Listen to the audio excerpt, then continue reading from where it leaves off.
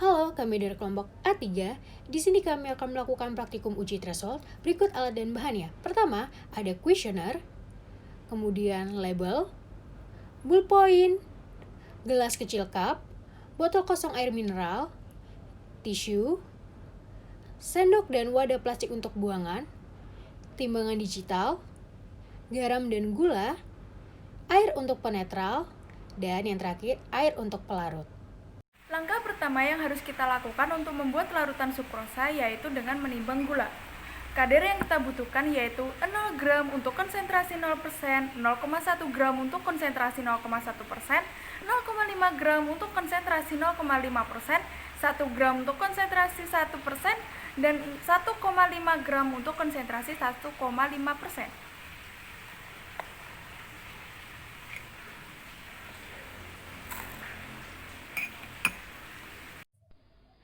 Langkah selanjutnya adalah homogenisasi tahap pertama.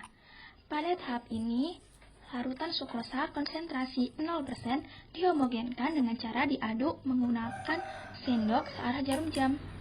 Diulangi langkah tersebut kepada 4 larutan sukrosa dengan konsentrasi yang berbeda. Setelah homogen, langkah selanjutnya adalah homogenisasi tahap kedua.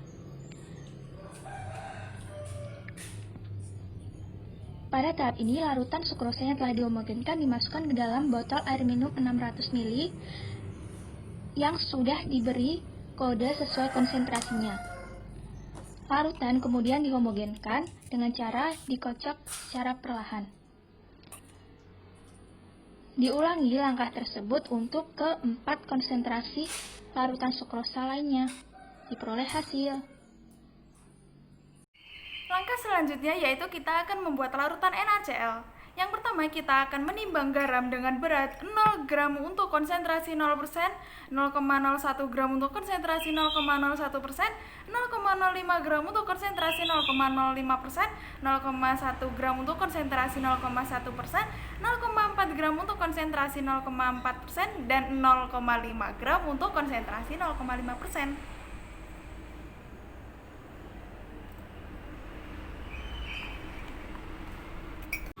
Baik, untuk selanjutnya adalah proses homogenisasi untuk memperoleh larutan NaCl dengan konsentrasi 0,01 dengan cara pengadukan searah jarum jam atau dikocok. Untuk kemudian dimasukkan ke dalam botol yang telah berisi air mineral.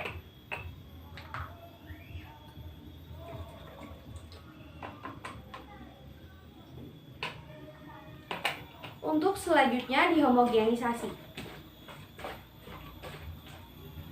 Step ini dilakukan untuk semua sampel, yaitu sampel 0,05, 0,1, 0,4, dan 0,5.